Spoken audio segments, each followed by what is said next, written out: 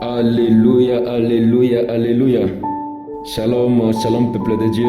Je bénis très grandement le Seigneur de cette occasion qu'il nous a accordée afin de vous parler sur ce sujet qui a été déjà annoncé par des spots publicitaires. Et je sais que vous êtes nombreux à attendre ces grands rendez-vous des enfants d'Élohim.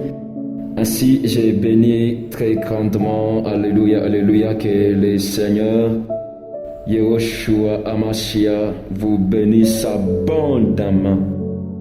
Pour ceux qui nous ont suivis par des spots, savent déjà le thème sur lequel on s'était déjà donné un rendez-vous.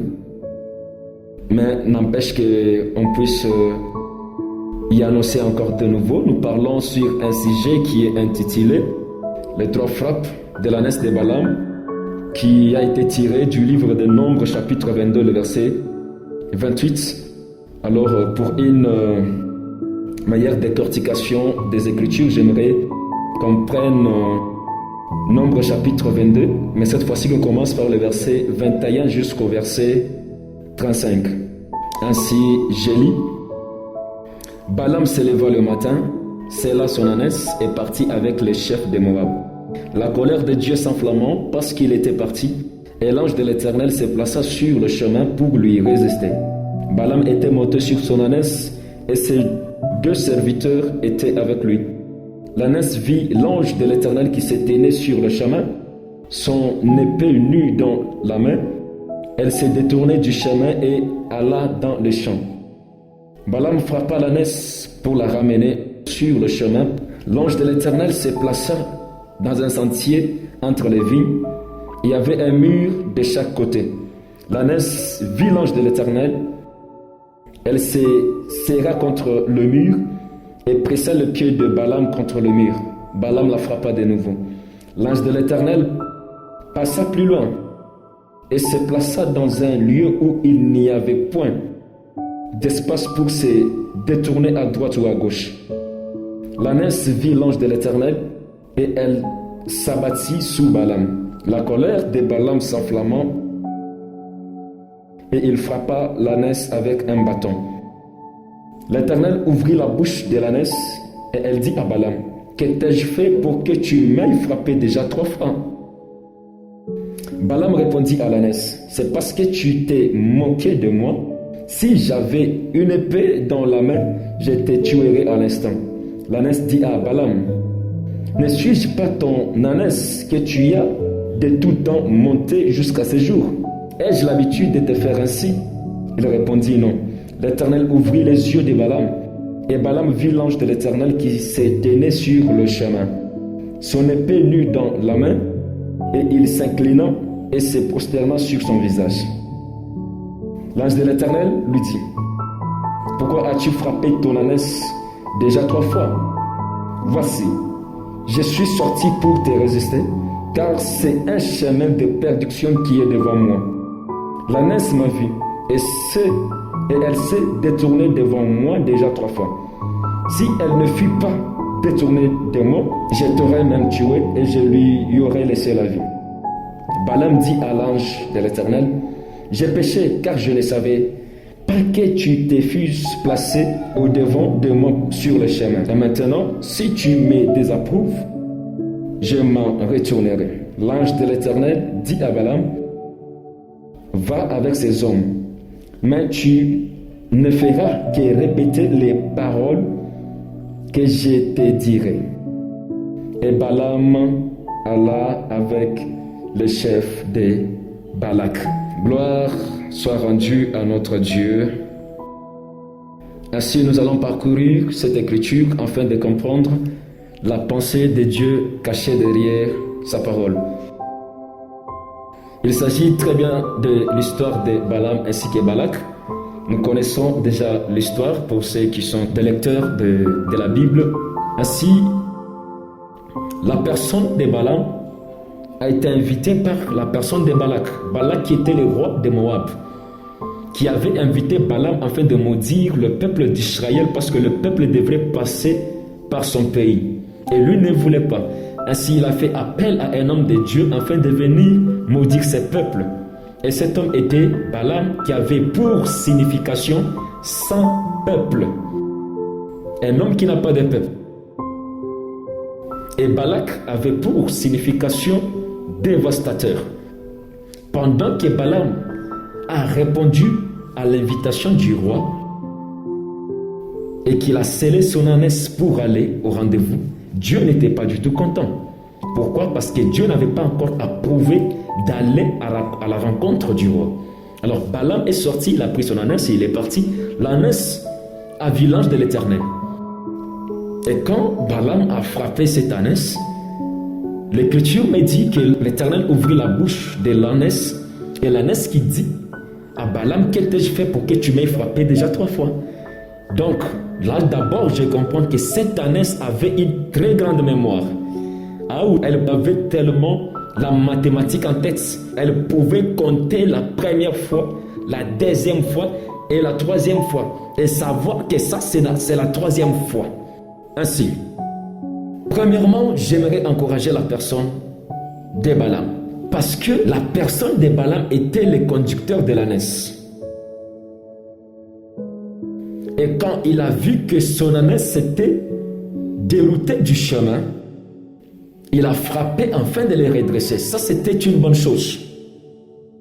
Car en tant que leader, lorsqu'on voit que son troupeau est en train de dérailler le chemin, on ne doit pas laisser le troupeau se dérailler, mais on doit les redresser. Dans le langage doctrinal, j'encourage.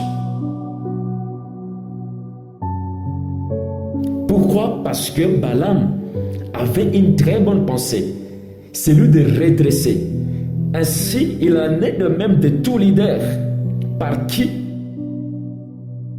le Saint-Esprit est en train de paître le brebis. Parce que Jésus a dit à Pierre que si tu m'aimes, paie mes brebis. Donc, un leader est celui qui doit tenir compte de la position du brebis.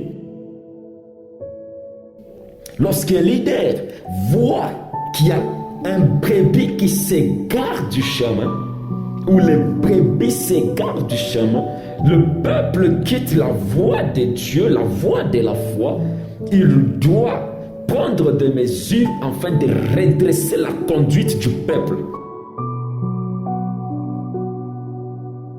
Mais lorsque un leader voit qu'ici qu'il y a un déraillement, mais qui ne tient pas compte de cela et qui laisse cela, c'est que ce n'est pas un bon leader. Il y en a de ces gens qui voient les péchés dans l'église, mais qui ne veulent pas parler de cela, qui ne sont que là pour cajoler les péchés. Pourquoi? Parce que la personne qui a péché, c'est une personne qui soutient son ministère, c'est une personne qui contribue, c'est un partenaire, etc., etc. C'est pendant qu'il faut redresser. Dieu est en train de dire: je châtie tout celui que j'aime.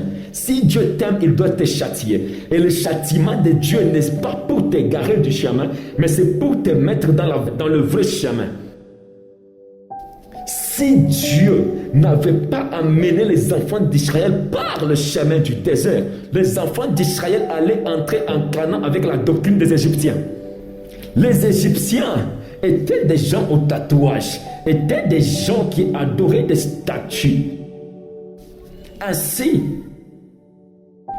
Dieu devait faire passer ce peuple par un chemin du désert afin de le faire quitter, afin de bannir en eux la mentalité de l'Égypte. Mais voilà que quand le peuple, malgré qu'il était sorti de l'Égypte, ils ont gardé toujours la pensée de l'Égypte. Et là, ils ont demandé à Aaron de leur fabriquer un Dieu. Et quand Dieu a vu que ce peuple, malgré que je l'ai sauvé, ses pensées est toujours en Égypte, qu'est-ce qu'il devait faire? Il devait sanctifier le peuple. Et la sanctification que Dieu avait faite, c'était celui de ne pas faire entrer en Canaan tout celui qui était sorti en Égypte en commençant à l'âge de 20 ans jusqu'au-delà. Ceux qui sont entrés en Canaan, ce ne sont que les bébés qui sont quittés en Égypte et les enfants qui ont été nés dans le désert. Mais les adultes n'ont pas entré. Bien-aimés frères et sœurs, le châtiment de Dieu ne viendra pas pour t'égarer de son chemin, mais le châtiment de Dieu viendra pour te préparer à la gloire. Le châtiment de Dieu viendra pour te préparer à l'enlèvement. Mais lorsque tu viens à l'église et tu t'attends qu'on puisse te prêcher la bénédiction, l'élévation, sache que tu as encore les pensées de l'Égypte. L'église n'est pas un endroit de cajoler les péchés. L'église n'est pas un endroit d'encadrer les pécheurs, mais l'église est un endroit d'encadrer les enfants de Dieu.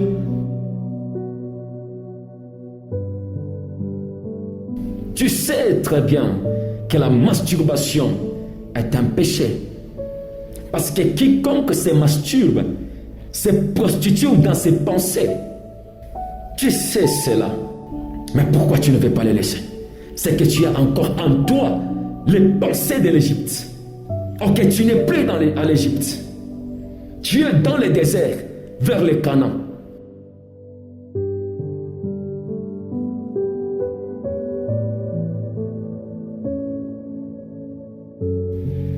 La chose que je n'ai pas aimée chez Balaam est celle-ci. Au verset 22, la Bible dit ceci. La colère de Dieu s'enflamma parce qu'il était parti. Et l'ange de l'Éternel se plaça sur le chemin pour lui résister.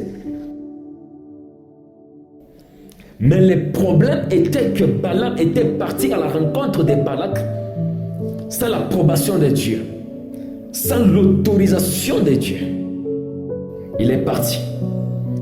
Voilà des Balaam actuels. Ce sont des gens qui s'engagent dans une mission sans consulter l'Éternel. Des gens qui s'engagent dans des affaires sans consulter les créateurs. Bien-aimés frères et sœurs, dans tout ce que nous pouvons faire, Dieu doit être devant tout. Dans tout ce que nous devons faire, nous ne devons pas faire comme Balaam, mais nous devons premièrement consulter l'Éternel avant de s'engager dans une affaire. Même dans le mariage, nous devons toujours consulter Dieu. Comme l'ancien serviteur de la maison d'Abraham avait consulté Dieu. On ne se marie pas par la beauté. Les gens qui se sont mariés par la beauté regretteront dans leur vieillesse.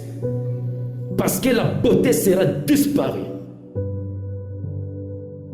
On ne se marie pas par la richesse, par de l'argent. Car les gens qui se marient par la richesse regretteront dans leur pauvreté, dans leurs moments difficiles, compliqués de la vie. Mais les gens qui se sont mariés au nom de l'amour supporteront tout. Supporteront tout.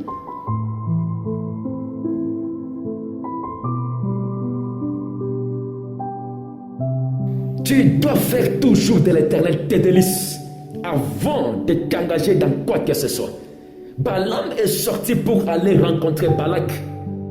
Mais son départ a mis Dieu en colère. Voilà des Balaam qui voyagent sans consulter Dieu. Des gens qui ouvrent des églises parce qu'ils ont maintenant les moyens, parce qu'ils ont la connaissance. On n'ouvre pas l'assemblée parce qu'on a la connaissance. On n'ouvre pas une assemblée parce qu'on a les moyens, parce qu'on a des partenaires. Mais si c'est la prédestination de Dieu, et si c'est le temps de Dieu, vous finirez par le faire. Il y a un mouvement prophétique qui s'était passé sur cette histoire. Le mouvement est que Balaam n'avait pas vu l'ange de l'Éternel. Les deux serviteurs de Balaam, eux aussi n'avaient pas vu l'ange de l'Éternel. Mais celui ou celle qui avait vu l'ange de l'Éternel, c'était l'ânesse. Or, Balaam était le serviteur. Mais le serviteur de Dieu n'a pas vu l'ange de l'Éternel. L'animal sur lequel Balaam était monté a vu l'ange de l'Éternel.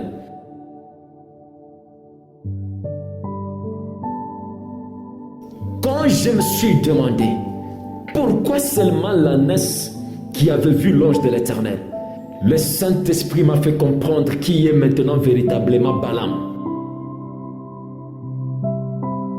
Balaam est un homme sans révélation. Raison pour laquelle il n'avait pas vu l'ange de l'Éternel.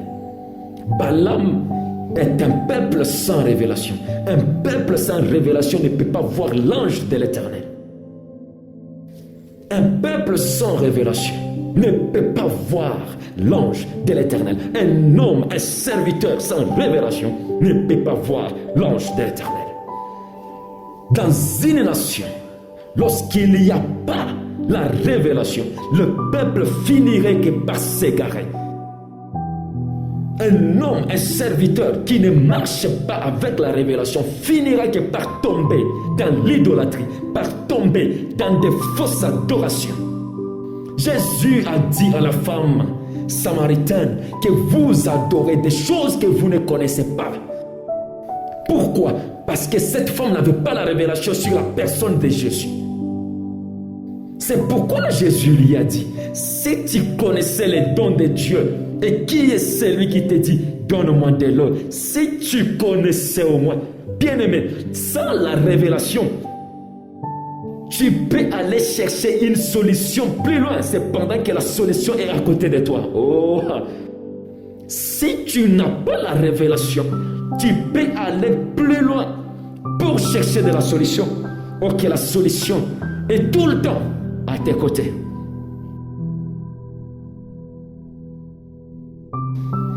L'une des choses qui a fait que Ésaü puisse rater la bénédiction de son père Isaac, c'était la manque de la révélation. Ésaü est allé chercher les gibiers plus loin. C'est pendant que les gibiers étaient dans leur maison. Ésaü avait oublié que comme il était un homme velou, il était lui-même le véritable champ dans lequel se trouvaient les gibiers. Mais il est allé plus loin. Et les gibiers étaient restés. Sans la révélation, tu iras plus loin. Tu iras plus loin. Mais tu laisseras la solution à côté de toi. Sans la révélation, des hommes qui sont à tes côtés, comme tu n'as pas de la révélation, tu ne sais pas que c'est pas eux qui ont ta bénédiction, mais tu espères à la bénédiction qui est plus loin. Cependant que les hommes que Dieu a placés à tes côtés sont véritablement ta bénédiction. Tu peux vivre avec la femme de ta destinée. Tu peux vivre avec l'homme de ta destinée tout le temps. Et le jour qu'il viendra pour t'épouser, tu te diras, ah, mais on chantait avec lui. Mais on habitait ensemble. Si tu avais la révélation, tu allais comprendre que c'est lui qui allait être la femme de ma vie. Mais comme tu n'as pas eu la révélation, tu es allé plus loin.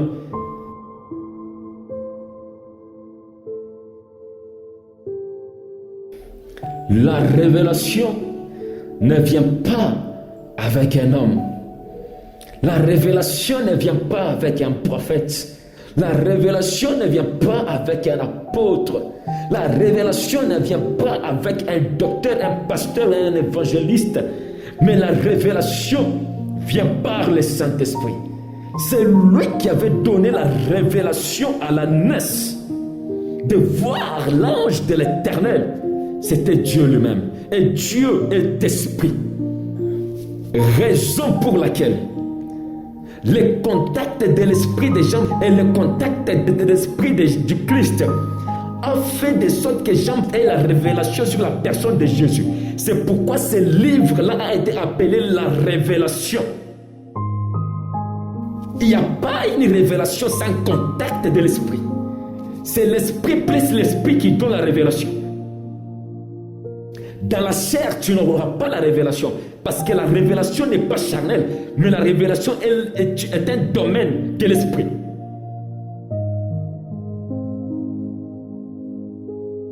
Sans les yeux spirituels, tu ne verras pas que sur cette écriture, il y avait une pensée de Dieu cachée. Mais si Dieu te révèle, tu comprendras que, tout le temps je lisais ici, pourquoi je n'ai jamais compris ça?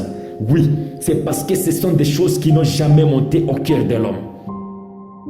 Mais par l'esprit, tu le comprends. Raison pour laquelle la Bible dit que la gloire de Dieu, c'est de cacher les choses. Et celle des rois, c'est de sonder. Mais l'esprit sonde tout, même les profondeurs de Dieu. Sans l'esprit, tu ne peux pas sonder les profondeurs de Dieu.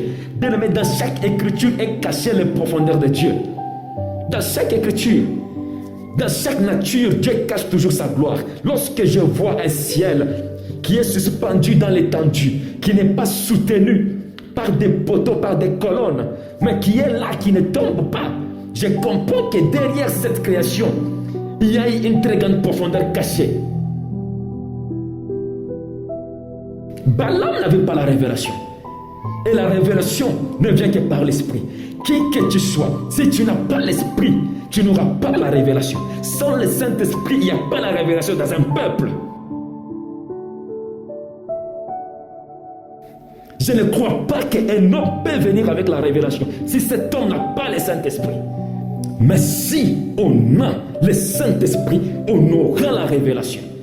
Et la révélation ne viendra pas que par ton pasteur, ou par ton prophète, ou par ton leader. Dieu peut se choisir de qui il veut pour lui donner la révélation.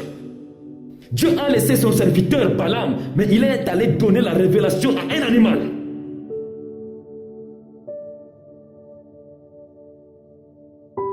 La révélation.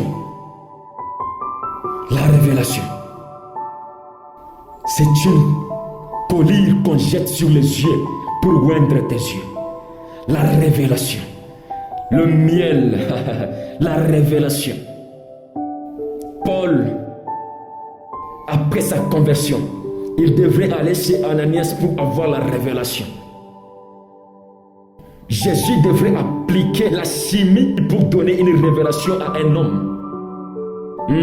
Tu n'as pas compris. Il devrait faire la chimie composée de la terre et de la salive afin de donner la révélation à un homme. Une chimie composée de la terre, composée de la salive et composée de l'eau de Siloé a donné la révélation à un aveugle.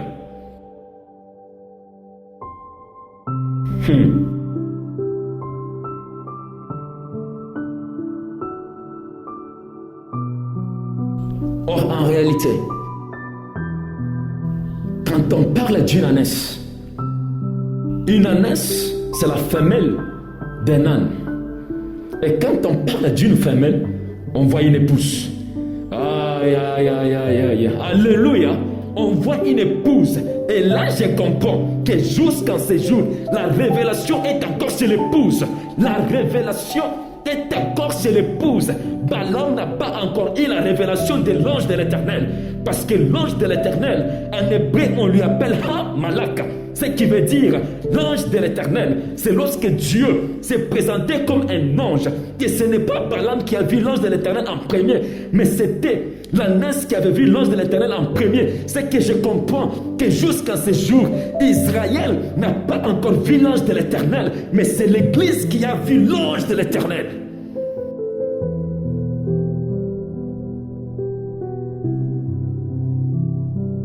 Balaam n'a pas encore vu l'ange de l'Éternel, mais c'est les nations, c'est toi et moi qui ont la révélation de voir l'Éternel. Oh, regarde la nature et tu verras l'Éternel. Regarde la nature, tu verras l'Éternel. Lorsque tu montes dans un bus et qu'il y a un accident, d'autres personnes sont mortes, mais toi tu n'es pas mort, c'est que l'ange de l'Éternel était là. Lorsque autres personnes ont échoué à l'école, ont échoué à l'université, mais toi tu as reçu, c'est que dans tes études, l'ange de l'Éternel était là. Il était là. Le même paracétamol que tu as bu, il y en a qui ont bu le même paracétamol et ils sont morts. Mais si toi tu as bu ce paracétamol et que tu es vivant, c'est que l'ange de l'Éternel est dans ce paracétamol.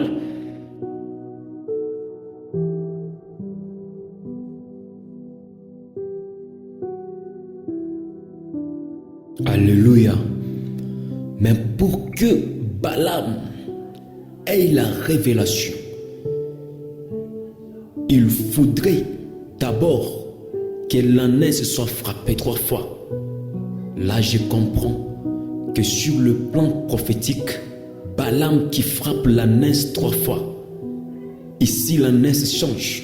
C'est l'image de la nation d'Israël qui sera frappée pendant 3 ans et demi par l'Antéchrist. Balaam sera le véritable Antéchrist qui frappera la nation d'Israël. Lorsque la nation d'Israël subira les douleurs de la grande tribulation, les frappes, c'est alors que Elohim apparaîtra et donnera la révélation à Israël, c'est-à-dire que lors de la guerre d'Armageddon, c'est alors que Christ descendra sur le mont des Oliviers. Et tout œil le verra.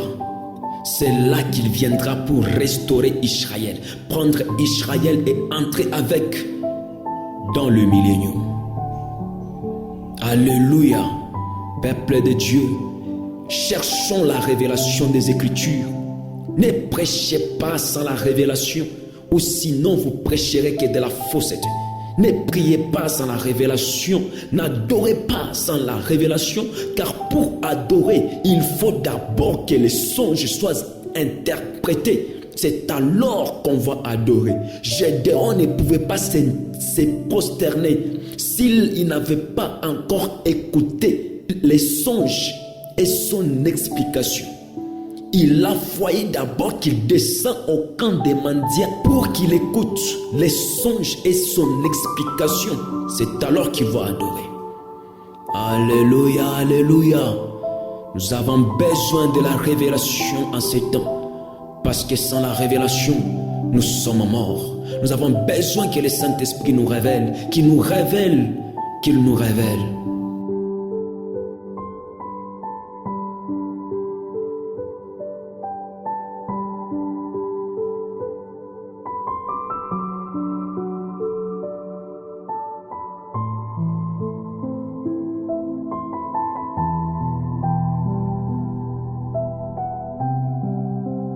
Alléluia. Alléluia.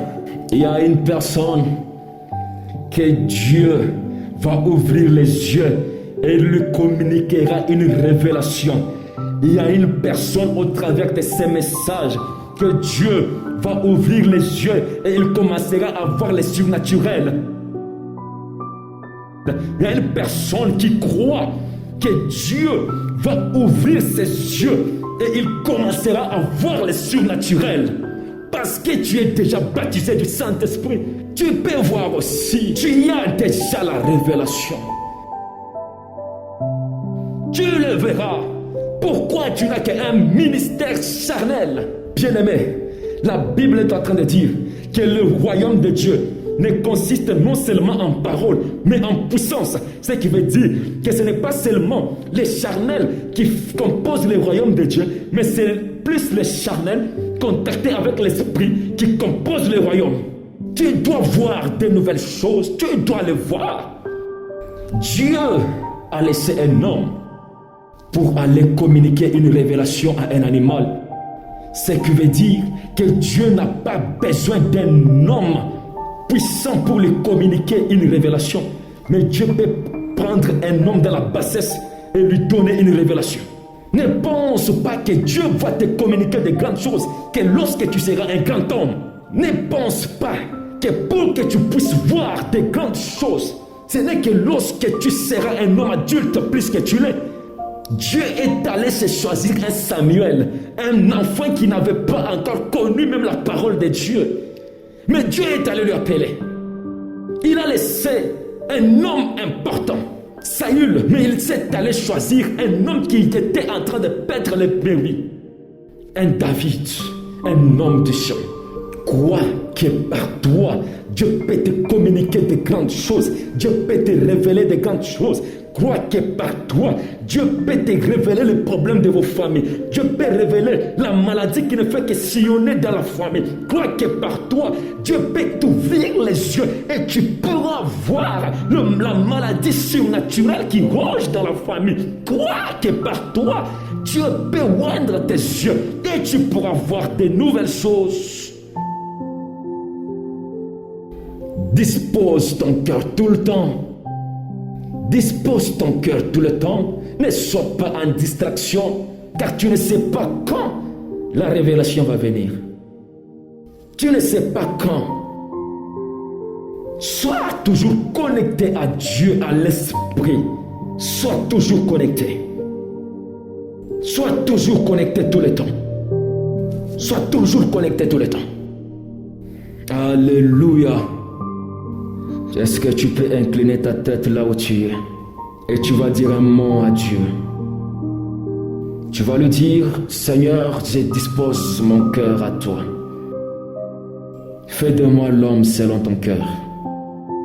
Fais de moi un serviteur selon ton cœur.